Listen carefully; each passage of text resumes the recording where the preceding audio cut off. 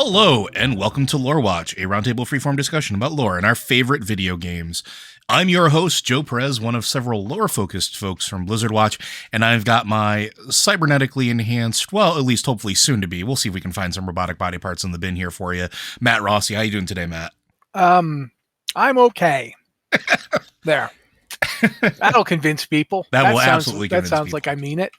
So we're doing another episode of basically a non-Blizzard story game for this one. We are continuing our Cyberpunk 2077 discussion, as was requested by Patreon supporter Adele. And we're going to be doing this periodically. And I've talked with the powers that be. In the future, for Patreon supporters, you can go ahead and start watching our Patreon channels. We're going to start putting up polls on what games you want us to cover that aren't necessarily Blizzard related. There's a lot of them out there. Matt and I play a ton of them. And you can send them in to us, send us what your ideas are, what you want us to cover, and we'll put a poll up and see what the community wants at large as a way of saying thank you to our Patreon supporters for allowing us to continue doing this while we expand our coverage. As always, those episodes will come with a bit of a spoiler warning, as this one will as well, as we're going to be covering things that you probably would have gotten story-wise on your own, but, you know, we got to put that spoiler warning in there ahead of time.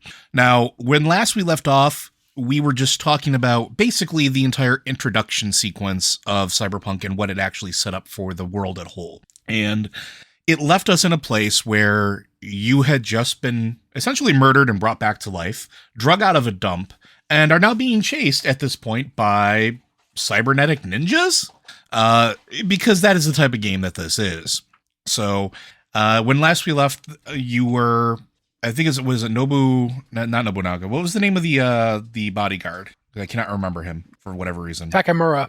Takamura is the one that finds you. And he knows that something is amiss, and he knows that you, for better or ill, are the key into figuring out what's going on and assisting in restoring honor or making things even or bringing things up, which is why he helps you and helps you escape.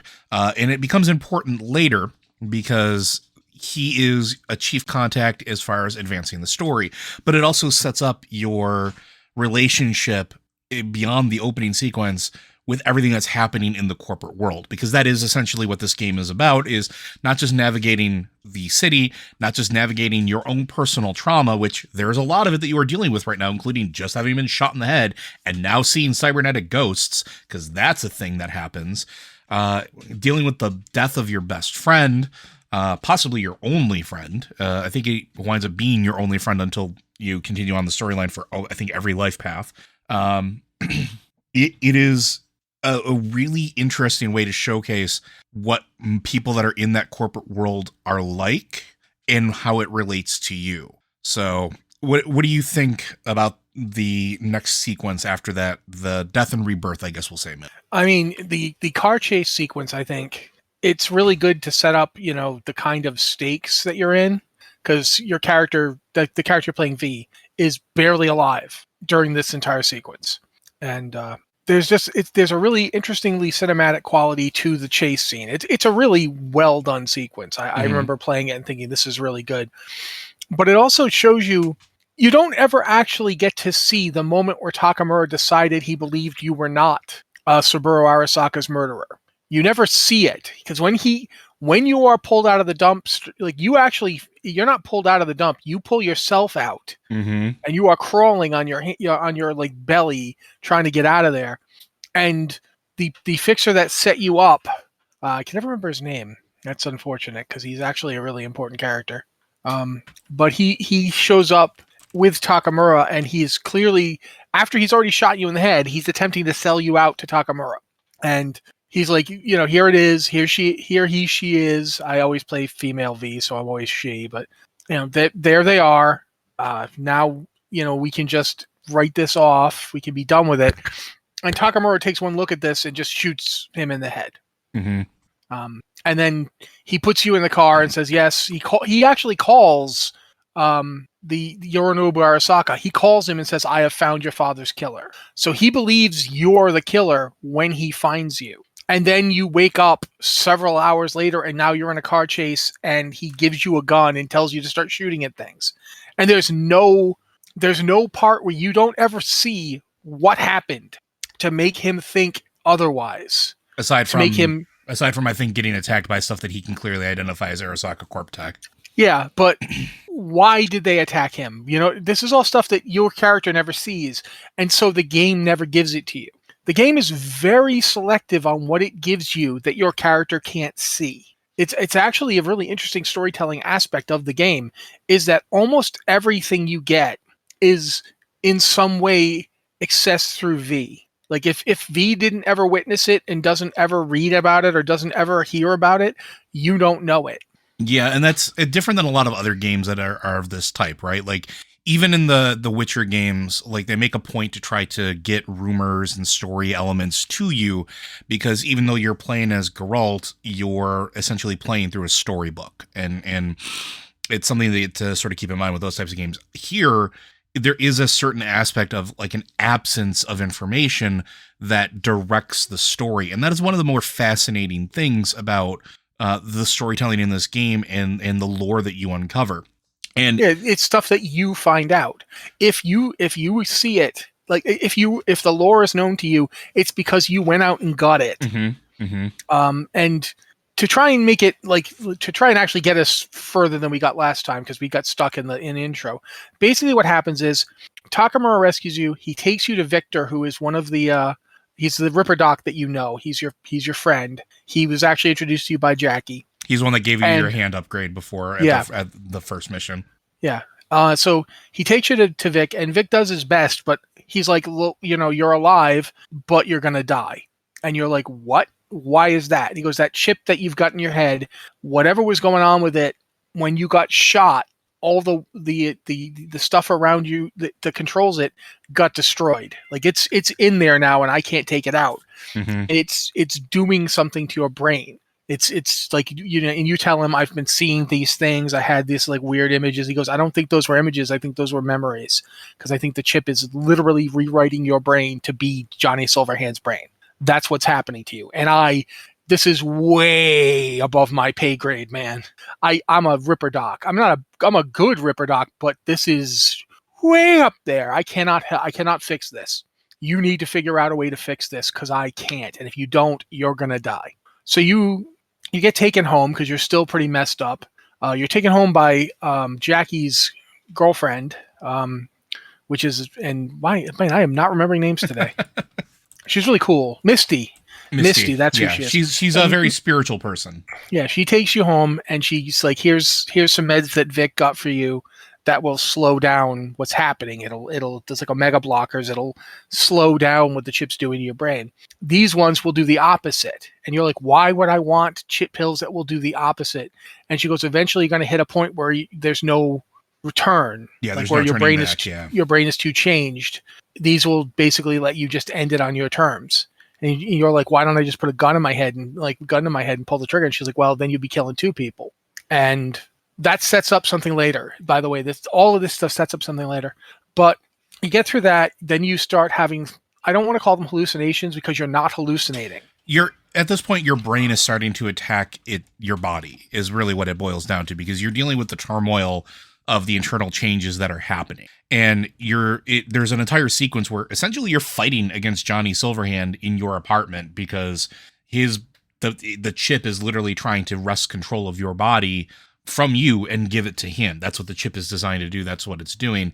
And also Johnny has no idea what's going on. And that's the other interesting thing too, is this is the important part of the sequence, is it establishes that Johnny isn't just a collection of memories. He is a full consciousness. He experiences things with you, through you, and can see through your eyes what you're doing. It's like having a ride-along passenger in your brain, but he is not just a ghost.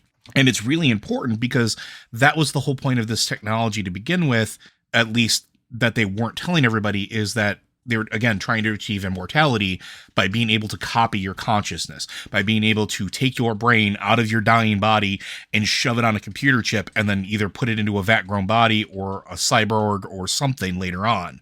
This is the proof that it works. at least. But it's only ever worked this one time. But it's only ever worked this one time until later on. But as of the moment that you were discussing, where you start seeing Johnny Silverhand and having like conversations with him, and he's trying to take over the body, there's a really interesting exchange between him and you where he says, I can feel this happening. I'm like mold on fruit. Mm-hmm. Nothing I can do about it. And he's like, you should just put a gun in our mouth and pull the trigger. And he's already calling it our mouth. Yeah. And you manage to get the pills and take them and block him out. And then when you wake up in the morning, Takamura calls you and is like, you gotta come out and come see me. And you're like, I got things to do, like trying not to die. And he's like, yeah, and then that's why you need to talk to me. So you go and you meet with Takamura, and he basically lays out, between you and him, you lay out the options, the paths you're going to take in this game. Like, Takamura is going to try to find people in Arasaka that he thinks he can work with, and he wants your help to convince them that Yorinobu, in fact, killed Saburo. Mm-hmm. That's path one. Meanwhile, he tried to talk to the person who commissioned the Heights. I want to say Ellen Parker, but it's not Ellen Parker. But her last name is Parker. I remember that much. Evelyn Parker. Thank you. He's like, you should go, I tried to talk to her, but I can't find her, so that's a dead end. And you're like, yeah, maybe it is for you, but I think I can find her. And the third one is like, well, meanwhile, that's all great for you that you're going to go try and find her, but Rogue, the person who's basically in charge of all the he's one of the biggest fixers in Night City. I tried to get information from her, but she would not talk to me because I'm Arasaka. Yeah, exactly. Which, if you remember correctly from the sequence we were talking about last week, she was Johnny Silverhand's main squeeze. And I would say at the point where this happened, she wasn't his main squeeze anymore. But it's a very complicated relationship, but they were extremely involved with each other. Mm-hmm. It's really actually one of the best things about the story is how complex interpersonal relationships can be in it, and that's one of the things that I liked. But yeah, she was there when he blew up Arasaka Tower, and yeah, she was on that mission, but she escaped, and now she's like, yeah, she's a big deal fixer. Well, she's not just a big deal fixer, and this is kind of why it's important and why Takamura was trying to go to her. She's queen of the fixers. She runs the Afterlife Bar.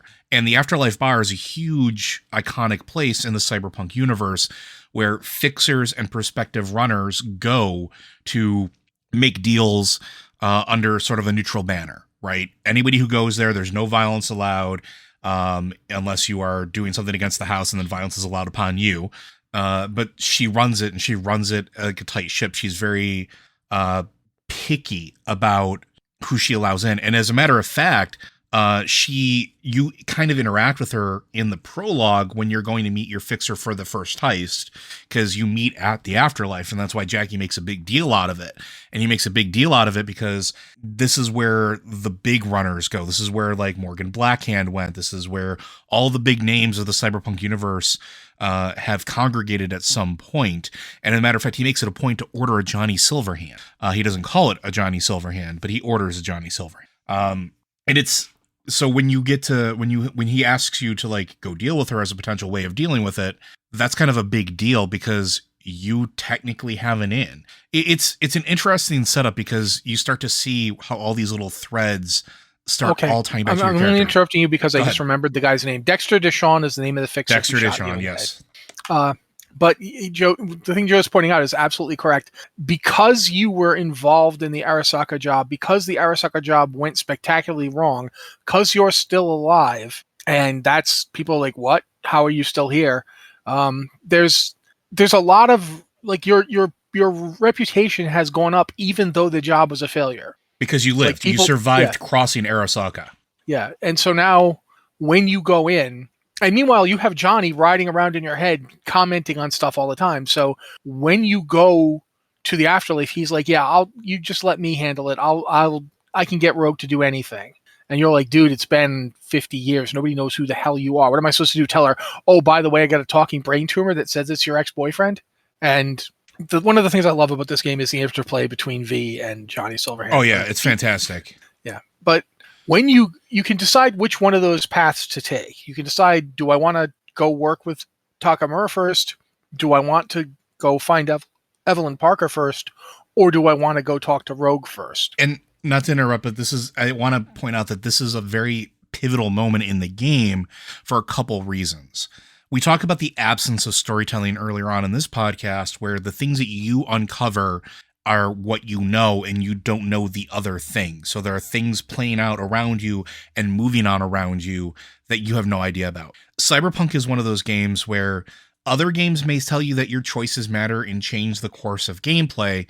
Cyberpunk makes that a reality, and the huge undertaking that is, I think, cannot be overstated. Yeah, absolutely. Because this is that first moment. What you choose to do in this moment starts out a path of branching decisions that change your story and how you uncover the truth and what truth you do uncover. And while all paths lead to the same point, the journey to get there is so wildly different that it makes the last like half hour of the game and what happens with that story so different and so differently impactful. And this is that first moment. I'm going to actually say something. It's not even when Joe says all of it leads to the last moment. It does in broad terms, but that last moment is itself different based on what you've been doing, and you get certain options only if you've done certain things. Mm-hmm, mm-hmm. There is one option in particular, and we'll get there, but you don't get this option unless you have done enough of certain things to get yourself to that point. And in order to discover it, the first time I didn't know it was a thing. But I literally walked away from the game and left it going because I think I had to talk to my wife about something. And when I came back in, I was about to say, we'll do this. And Johnny was like, or we could do this. Yeah. And it was one that nobody knew about because very few people would not make a decision. They'd sit and think about it. Very nice touch. Absolutely. But the other thing that this introduces, and I want to try to be, if we get too specific, we're going to be here and run out of time again. I want to try to avoid that as much as possible and just kind of give you sort of the broader strokes. I want to agree with you, and so I want to let you go. But I do think after you go, I want to just break out really fast what happens. So you go ahead and do what you're going to do, and then I'll just come in and just absolutely. do that real fast. The thing that I just want to point out is the other thing that this particular moment starts to establish is relationships. And this is something that they touched on in the prologue, but your reputation and your relationships are what matter the most in terms of how your story progresses.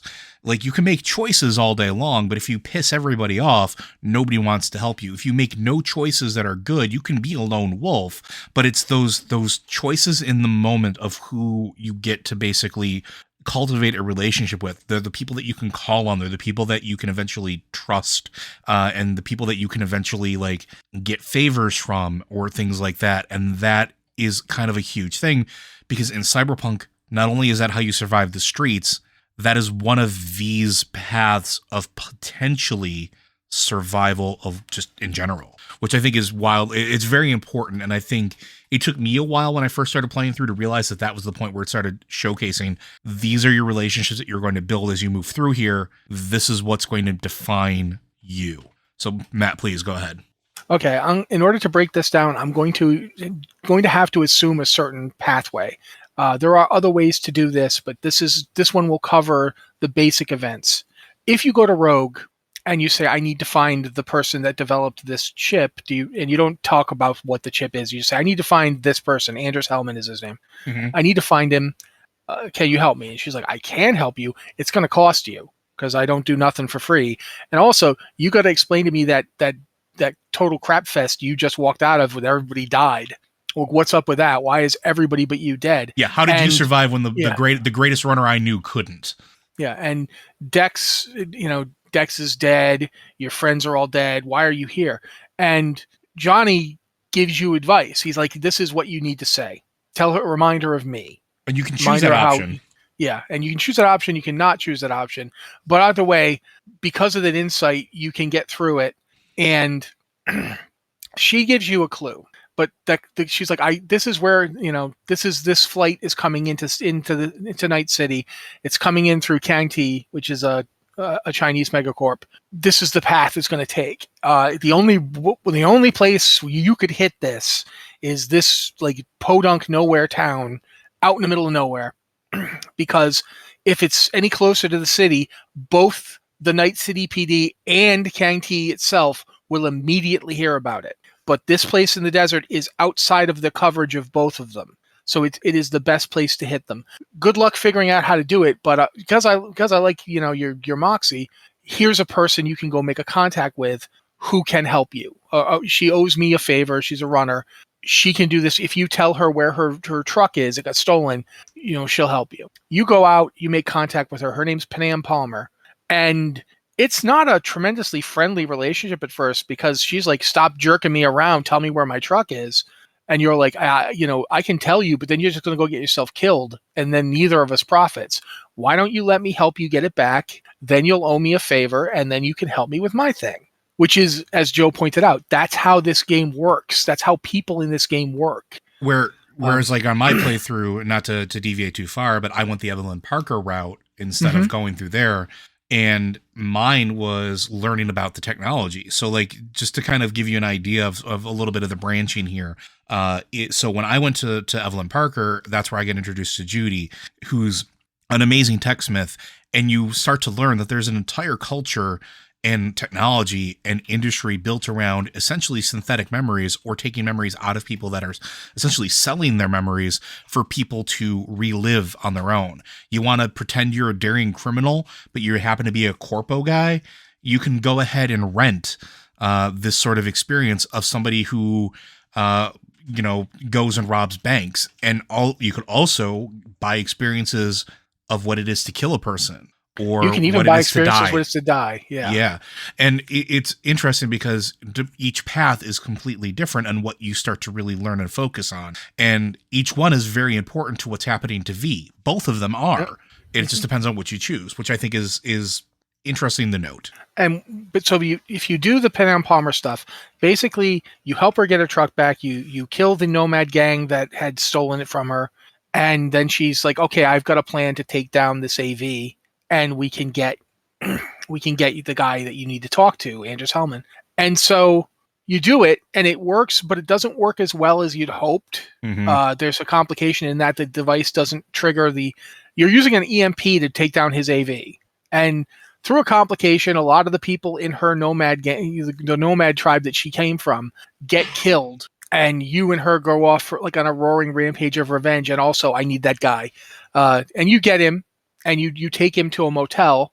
In the process, you kind of make connections with the other nomads, and there's a connection there that comes in later. But that connection can also be defined by your path. Like if you choose the nomad path, that connection becomes a little, I don't want to say easier, but it's deeper. It's almost like a deeper lore for that character. Yeah, absolutely. Whereas if you're a corpo, it's harder.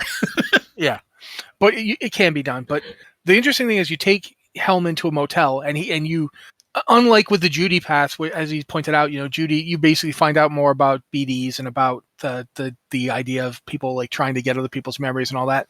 Here, Hellman lays out for you what the chip is and what it's supposed to do, and it's not doing it. And he's like, "Whoa, okay." You're like, "Can you fix it?" And he's like, "Well, I can get you a good palliative clinic that'll let you die with dignity."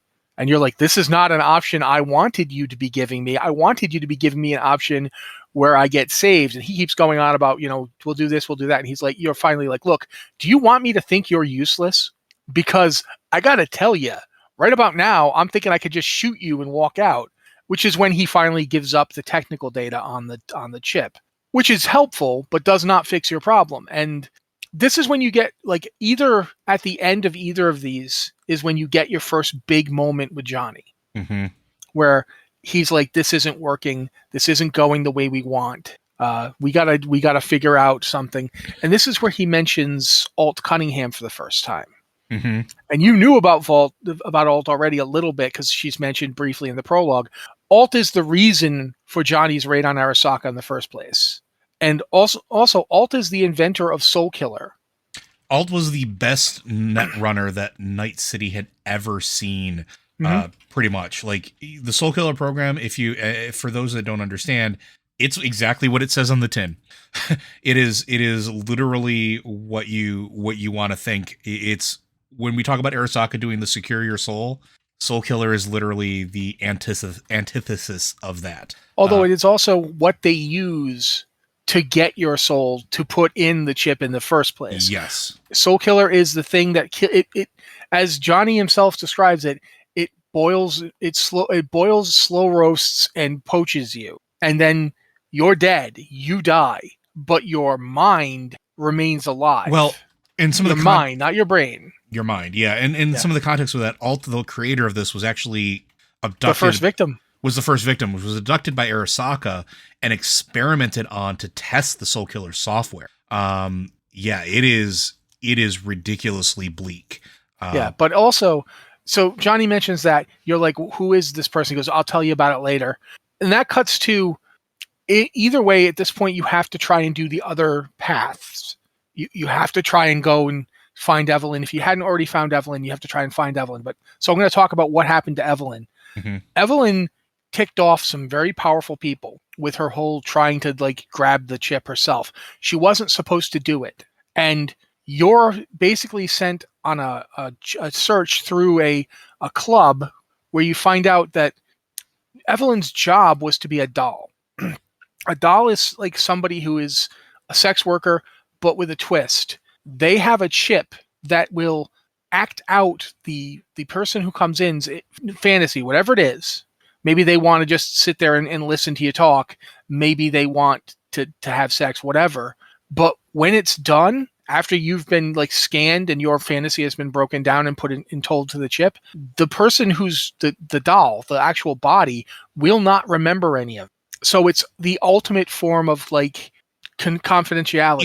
If you don't know about what you did, you can't tell anyone what that person is paying you to do. There was a sci-fi show that some folks might remember from, I want to say, late 90s, early 2000s on Fox, called The Dollhouse. It's a very similar concept. So if you've seen that, this is kind of where they got that idea from, because this was always around in the books as well. Yeah, it's much older, and it's if you've read other Cyberpunk novels or seen movies, it's not new to you. This is, but what's interesting is you go in and you find out that somebody tried to nuke the behavioral chip in Evelyn's head while she was working, and you're like, okay, what happened to her? And the guy that ran the club sold her for scrap parts, basically, to a Ripper Doc. You can kill him or not. That's up to you. If you do, it definitely changes the future of the game. I never did kill him. I just left. Well, I do kill him later, but that's blah, blah. Yeah. You go and you find out where she was, but she's not there anymore because he contacted his fixer, who is a fixer you know. So there's ways you can find out about this without ever going to see him. You can literally never go visit that doctor and find out exactly what happened. If your relationship with that fixer is good enough, she will tell you everything, and you never even have to see him. But if you do go to see him, he eventually, after either you're smarmy enough to convince him or you just straight up brutalize him, he reveals what happened to Evelyn, that he sold her off to a gang that makes black market brain dances, and they're snuff brain dances. Yeah, I was going to say the other thing that I want to really put in here is a warning, because if you're playing this game, and I think this should go without saying, Cyberpunk is a bleak existence. Oh yeah, that is the whole point of it, and that makes this game not for everybody. And it can't. Some of these moments are true to the environment, but are very difficult to live through or watch or play through. So there is a lot of sensitive topics, especially revolving around Evelyn Parker and the idea of what happens to a lot of these people. Absolutely. Right. Absolutely. It is not good what happens to Evelyn.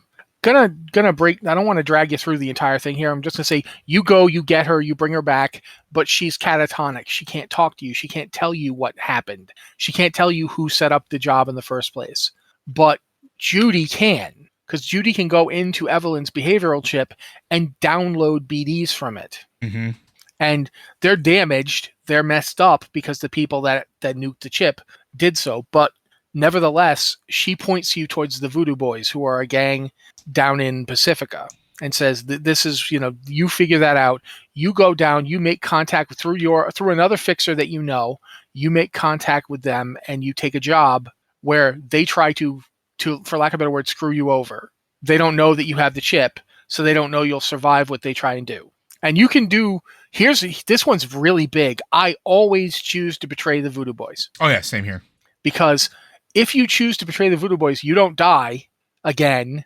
And they do. Like, you can decide to wipe out the Voodoo Boys or not. And I've always chosen to wipe them out, except for the very first playthrough when I didn't. And they were such jerks that I'm like, nope, I'm going with the other option.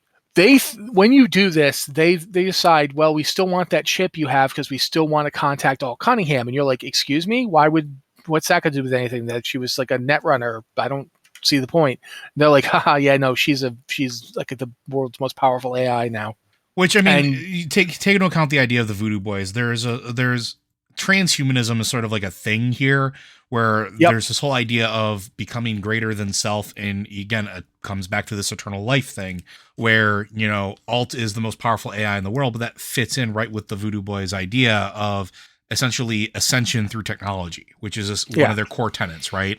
And that's what they want. The reason they want to talk to Alt, and the reason they wanted the chip in the first place, they wanted the chip because Johnny Silverhand was on it. And the reason they wanted Johnny Silverhand was so they could take a piece of his code out and let the internet basically see, the web see it. And as a result, Alt would come to see how is Johnny here? Mm-hmm. And then they would talk to her. And they want to be Quislings of humanity. They want to be on the side of the AIs when the war between AIs and humanity eventually starts. Which is something you are also introduced to early on as one of your early quests is dealing with an AI cab company that is fully conscious. And so you do all that. You contact Alt. You can approach this in a variety of ways, but ultimately, after getting to see a big chunk of what happened to Alt and why Johnny wanted to take out Arasaka, you now have Alt as either an ally or an uncomfortable somebody that you can work with. But either way, you've got that. You now know Alt. At this point, there's a ton of side quests. They're all really good. You should play them. Some of them are extremely dark and disturbing, like Joe talked about before. But Takamura basically has you, meanwhile, come with me. We're going to do something really, really, really just mad, but we don't have a choice. He tries to connect up with the bodyguard of Hanako Arasaka. That bodyguard is like, I owe you my life, so I'm not going to kill you right now, but don't even think about ever calling me again. But in so doing, he slips that Hanako is in town for like a big parade that's now going to honor her dead father, and then they're leaving. So that's the date you have to get to her by. Mm-hmm. So between you and Goro, you figure out a way to get to her. You get to her. There's a lot of shooting involved, and he kidnaps her right in front of you while you're watching this because you're turning off the security for him. He hits her with a dart, grabs her, and then goes, V, run! And you're like, oh! And then you have to run because you're like, oh God, they're going to find me. You manage to get out. You manage to get away from the security, and you get down there, and Goro sends you a location to go to, and you do go there. And by the way, when he tells you to knock exactly 4 times, he is not kidding. That's not a joke. Mm-hmm. You will die if you do not knock 4 times. You get in there, and he's like, I got her some tea. And you're like, you got her some tea? You kidnapped this is like one of the most famous people in the world. You kidnapped her. Like, she didn't want the tea. Yeah, I'm not surprised. He makes you talk to her. He wants you to tell her your story. If you're a corporo, you can tell it very differently. Mm-hmm. But if you're not, you can't. But regardless, even Hanako does not believe you. She's more receptive if you're a corpo, but she doesn't believe you because what you're saying is insane. That her brother killed her father, that you were watching when it happened. But Arasaka shows up, and basically, I'm pretty sure that this is meant to be the point in the narrative where Hanako decides to believe you because of this moment. Yeah. Because Arasaka shows up and just blows the wall open and just starts shooting. Yep, at everything, including her. She's in the line of fire. Yeah. This was not the action of a concerned brother trying to rescue his sister. This was the action of somebody trying to clean house. Mm-hmm. You fall through the floor because they literally shoot the building that much. You escape. You can choose a thing here I'm not going to tell you about, but you can choose it and it will really change how the ending of this game can play out. But regardless of what you choose there, Hanako then later on contacts you. Another one of those dolls is used. She actually uses it as a proxy. Like, so the chip turns on and Hanako uses it to talk to you and says, all right, I believe you now. and we're going to need things if we want to actually stop this. One of the things we're going to need is Soul Killer. If you've already talked to Alt, you already have access to it. Mm-hmm. If you haven't talked to Alt yet, you have to go do that in order to get it. But this is where... Sorry, this is all... You go ahead. This is another point where branching paths can happen. Even in that moment with the parade, you have options and choices that change the way that the story plays out. You can save Takamura.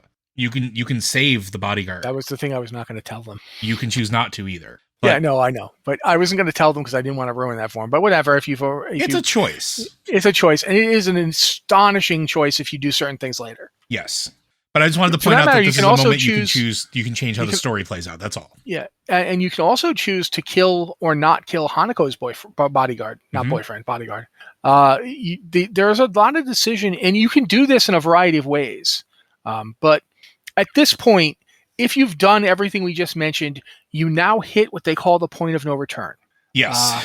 There's a lot of other quests. There's stuff with Kerry Eurodyne and Rogue, but that's not the main story. So we're just going to say it's cool. You should go play it. Well, but in the main story, go ahead. No, there are some points that I think tie into this, and I just want to point that out. It is absolutely worth doing the side quest because one of the things that starts at this point after the point of no return is if you start embracing Johnny or not. And there's an element of that choice, and those side quests help inform it. Because absolutely, there are certain things, like one of the coolest things that I think the game does is you can actually swap who's driving. There are moments where you can choose to not be in control. And for a game that's all about you playing it, it is a very interesting and deliberate choice. And it can be a very surreal experience because you can let Johnny come to the forefront and do things while you can actually see and experience what's going on. It is... Yeah, you're still playing. I'm going to make that clear. Yes, you're still playing during this start.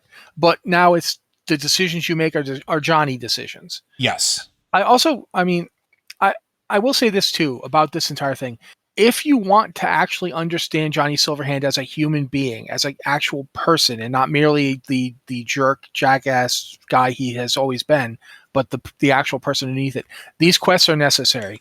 And if you do them all and you do them right, there's a point where Johnny actually straight up likes you as a person. Yep. And it opens further things up later. It opens further things up later, but also it changes the way he talks to you.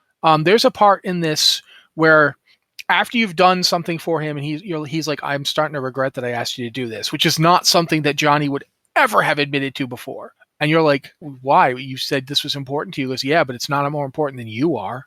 And that's huge. And that's the thing. The other thing about this game that is so fascinating to me is that this game's story really is the redemption of Johnny Silverhand in a way, especially depending on what you do. And so we get to that point that I mentioned where Hanako's like, okay, we've got all we need to do what I want to do. And here's where you get to make some decisions because the chip starts really killing you. It's like, okay, I'm done fighting. You're going away now so that this other person can take over the body, and starts hammering you, and you barely make it back to Vic. Vic he doses the crap out of you with the mega blockers. But he's like, look, this is wearing off. This is not going to keep working.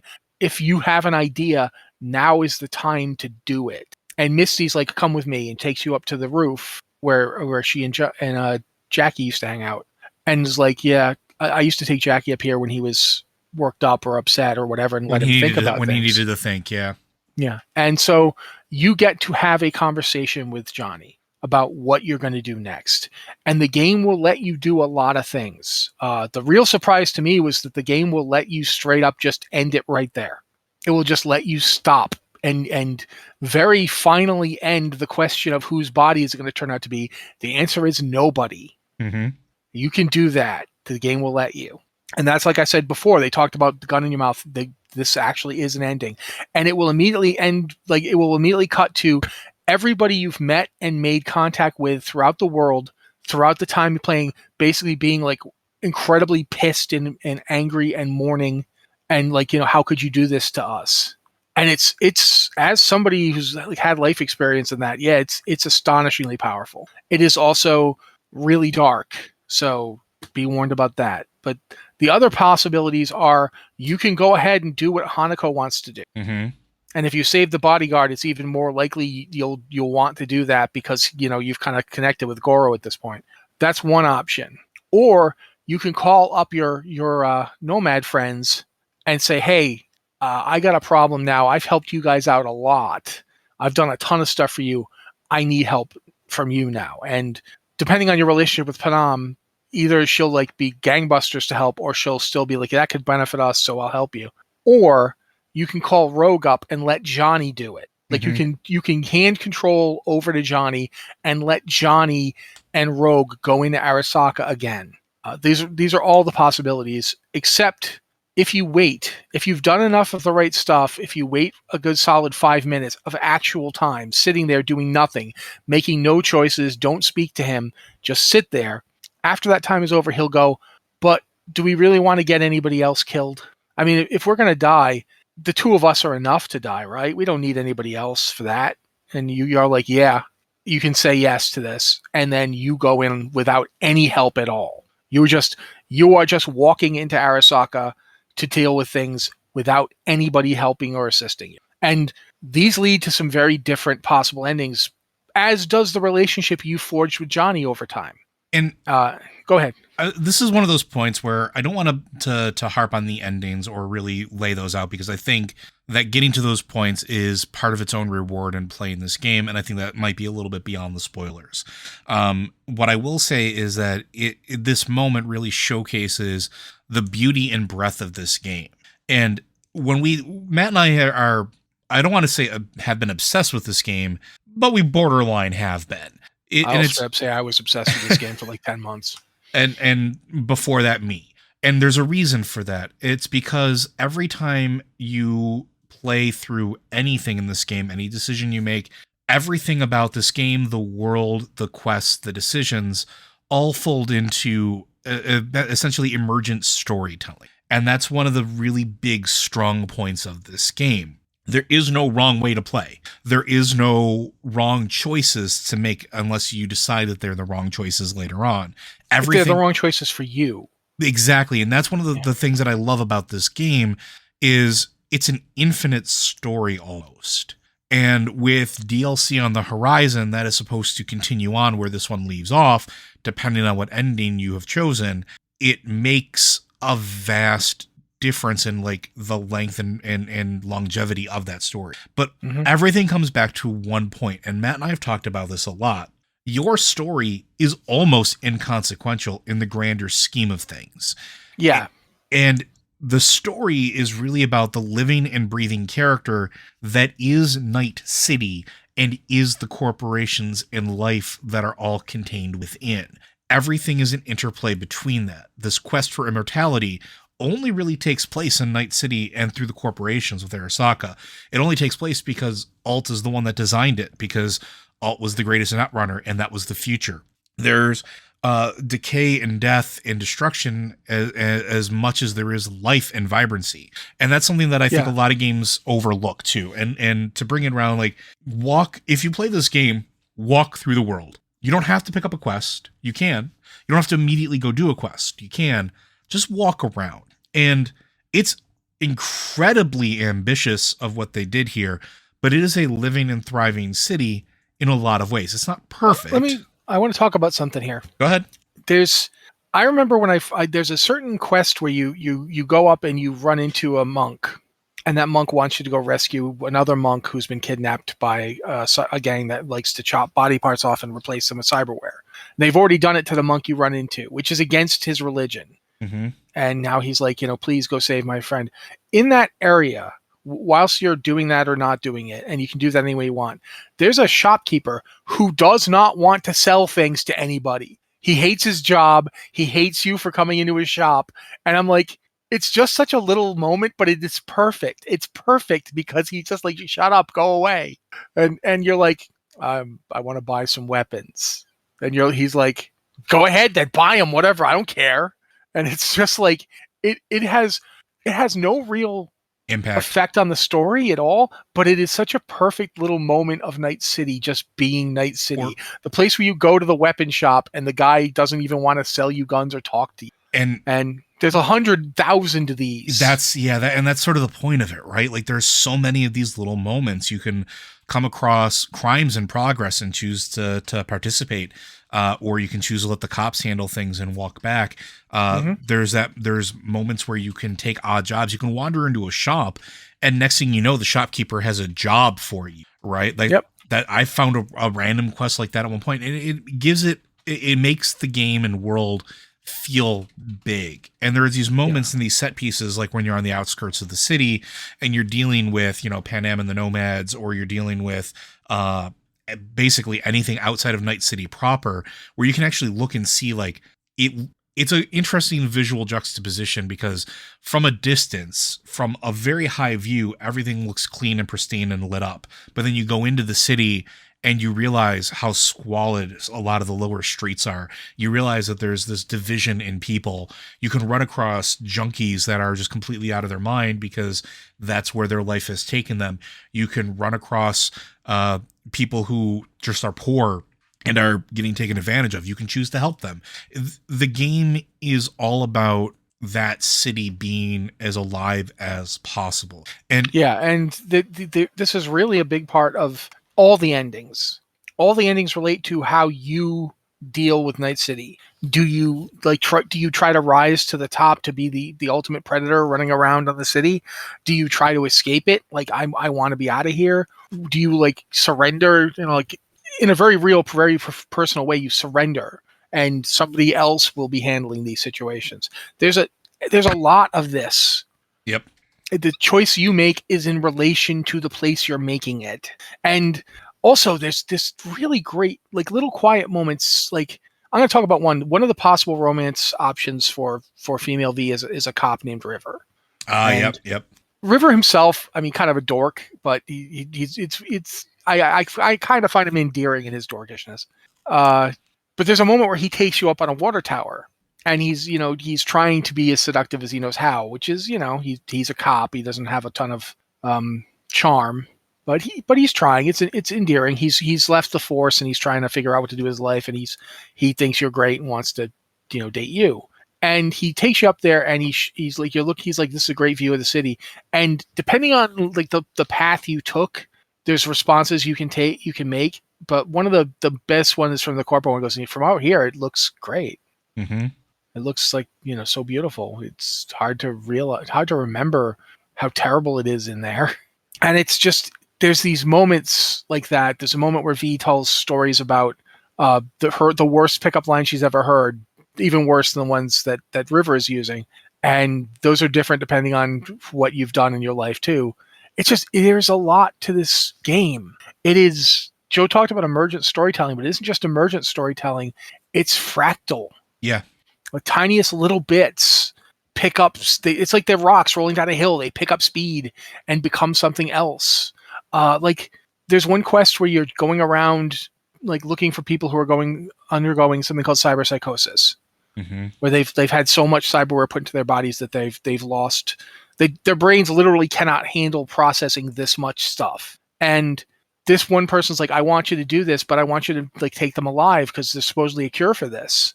And you're like, yeah, okay, I've never heard of a cure for this. But you can decide, you can just kill them all. You don't have to take them alive. And you'll still finish the quest. The person who gave you the quest won't be happy with you, but you can do that. Mm-hmm. Or you can choose to actually take them alive, and it's a lot harder, but you'll have made a connection with somebody they now like you. And it's really interesting how like each of those quests has a story built around it. How did this person get to this place? And they can lead to other things too. Like, absolutely. And that's one of the other things. Like, I don't want to just like interrupt Matt here, but it's important to note that every time you do something like this, it can lead to other threads, because it is literally a fabric woven of like 1,000 upon 1,000 threads of threads.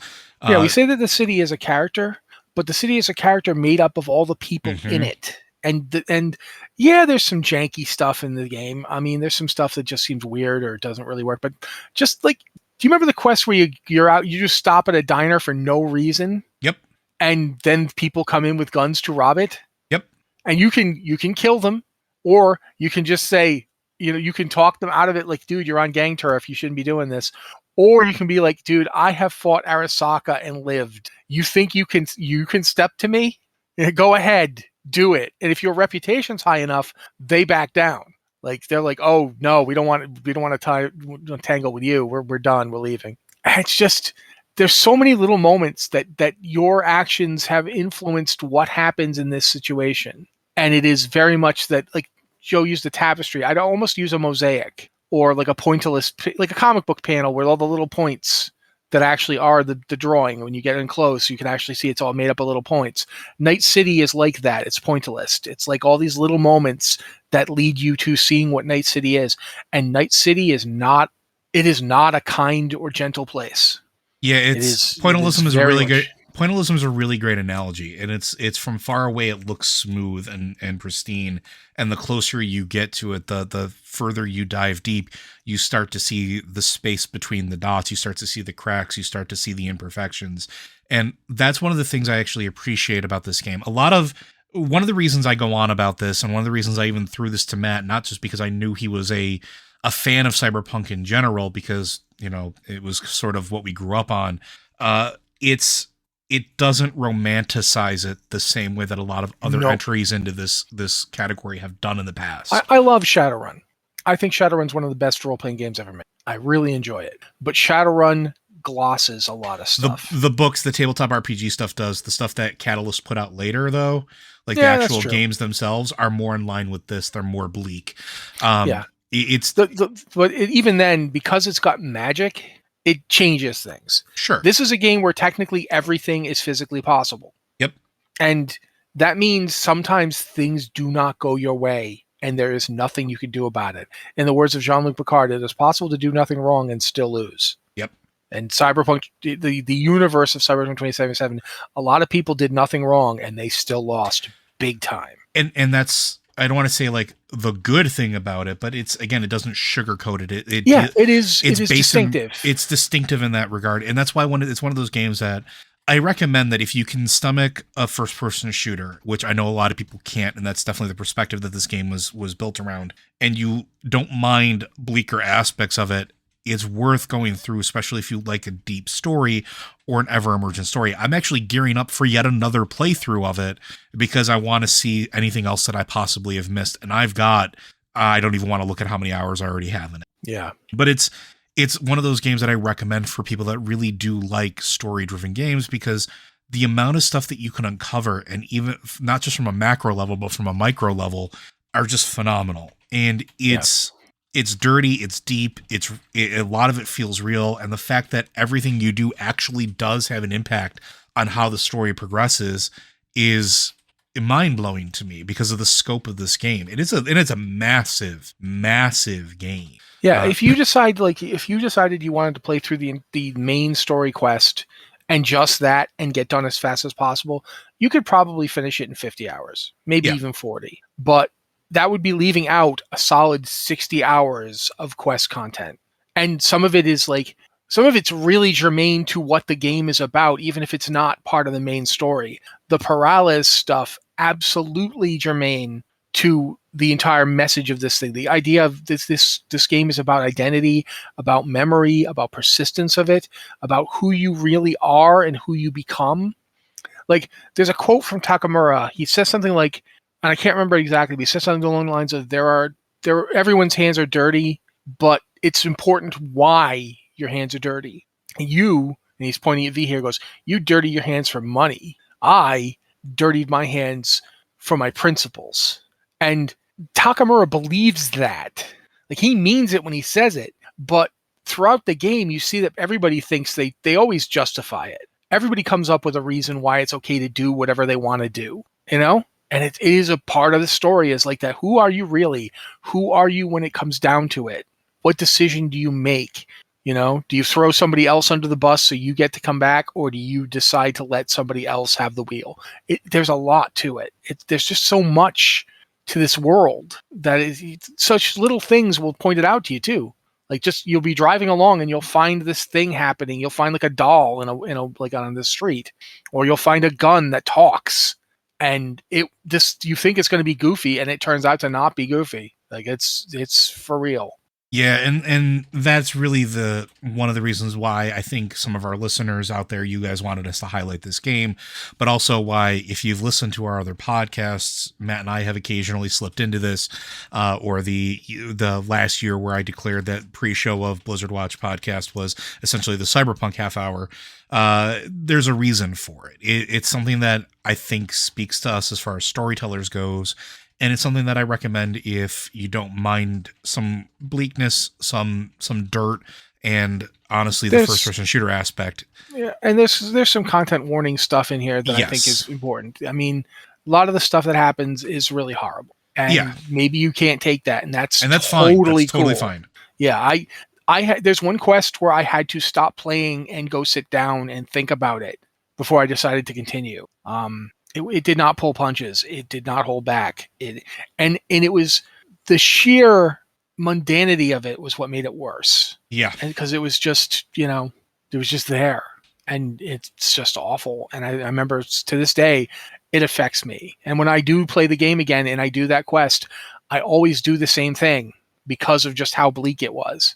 So yeah, there's definitely reasons not to play this, and if you don't like this, I totally understand. But just in terms of how it goes about what it's doing, it is remarkable. Yeah, and again, we cannot stress that enough that it is definitely something you should be mindful of, and we understand that not everybody can deal with everything as far as that goes, and again, that's totally okay, and your choices, we respect them. But we just wanted to take the time to highlight what we thought was a very good game, and not even the loading screens. Even the loading screens give you story moments. Yes, and they're good story moments with character interaction in the loading screen. And if you're playing it on a good console, the loading screen lasts 12 seconds. But whatever. It is really an astonishing. In a lot of ways, it is so much more than I ever expected for this game. It exceeded my expectations, and I'll before we call it, because we're roughly at time, I'm just going to echo what Matt said. When Cyberpunk was very first announced all those years ago, and it was a long time ago before it was released. 12 years. It was it was 2012. It got its first major announcement, right? Yeah, 2012. So it was almost a decade of production and release, plus whatever was happening before that. A lot of people just expected The Witcher, but in a cyberpunk setting, and they expected it to be a contained story, and they expected it to be something that was going to be much more linear than it was. And what we got surprised me, and I think Matt said the same thing here. It's surprising how much they actually put into crafting this experience. And yes, it's not a game without its flaws. It has warts. It's not a perfect game. It has. I have said before that it is very much the best Bethesda Fallout game that they've ever made, except Bethesda didn't make it. Yeah. But it is that stuff people liked about Fallout 3 and Fallout New Vegas and Fallout 4. It's got a ton of that, but done in a completely different way. And it is. I wasn't interested in this game. I was not going to play it until I wouldn't shut up about it. Joe talked to me about it for a month straight, and finally I was like, fine, I'll give it a shot. And the next week I remember coming on to do Blizzard Watch, and I was like, dude, did you know this? And he's like, yeah, I know that. I've been playing it for like 3 months. What? And I'm like, no, but what about this and this and this and this? So yeah, it does have warts. It does have flaws. It does have things that I would say for some people it's not. But then it's got characters like Takamura or Judy or Panam. Or, there's so many characters in this game that you will just plain old want to see more of. And it's the reason we go on about it too, I think, and I'll close it after this, is I really hope that we get more experiences like this type of game in the future, because this is a lot of stuff that, like, I wish the BioWare games were as involved as this was. I wish that there was. To be fair to the BioWare games, they were made a long time ago. To be fair, that's true.